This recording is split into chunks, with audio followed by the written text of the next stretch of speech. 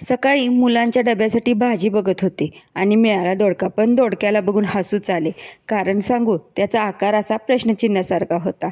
आपल्या सकाळचं डोक्यात हेच चाललेलं असतं, प्रश्नचिन्ह. नाश्त्याला काय करू, पातळ भाजीला काय करू, डब्याला काय करू, 5 वाजता काय करू, रात्रीच्या भाजीला काय करू. तुम्हाला पण पडतात का हो प्रश्न?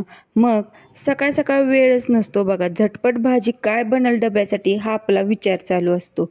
मग ही सुक्की भाजी दोडक्याची इतकी झटपट बनवली आहे, बिना पाण्याची आहे.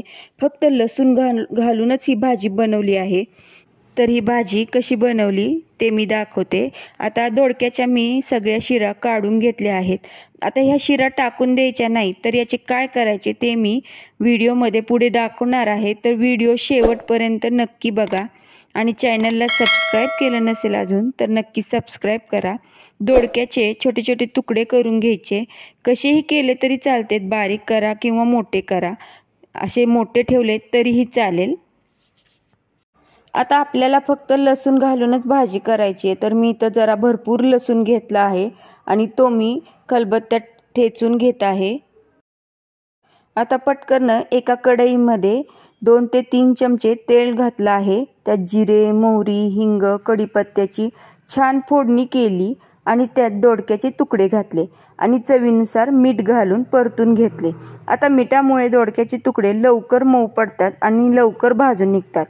हे बघा, बोलण्याच्या नादात लसूण घालायचीच विसरले. तर लसूण मी इथं घालत आहे. तर आता याला काय करू, साईडला दोडका करते आणि हा लसूण भाजून घेते. आता लसूण लालसर भाजला आहे. आता तो दोडक्यात मिक्स करून घेते सगळा.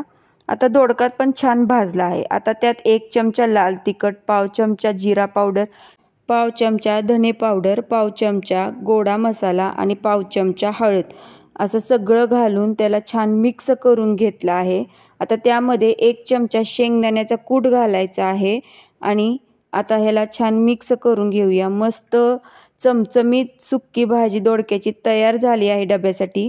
कोथिंबीर घालून गार्निश करायचं आहे. मस्त अशी चमचमीत झणझणीत दोडक्याची भाजी डब्याला दिली तर मुलं डबा चाटून पुसूनच संपून येतील. आता दोडक्याच्या ज्या शिरा काढल्या होत्या ते मी एका मिक्सरच्या भांड्यात घेतल्या. त्यात थोडीशी कोथिंबीर, 5 ते 6 लसणाच्या पाकळ्या आणि 2 ते 3 मिरच्या घातल्या आणि मिक्सरला वाटून घेतले. आता फोडणीची छोटी कढई असते ना, त्यात तेल टाकून जिरे टाकले. मस्त जिरे तडतडले की मिक्सर केलेले वाटण घातले. थोडेसे मीठ घातले चवीनुसार. शेंगदाण्याचा थोडासा कूट घातला व मिक्स केले. मस्त आपला हा ठेचा तयार झाला आहे. मस्त हिरवागार दिसत आहे. यात अजिबात हळद घालायची नाही आहे, काय नाही आहे. आपला झटपट हा ठेचा तयार झाला आहे. गरम गरम भाकरी बरोबर तर हा ठेचा खूप छान लागतो. रेसिपी तुम्हाला आवडली का? आवडली असेल तर नक्की शेअर करा आणि चॅनलला सबस्क्राईब करा.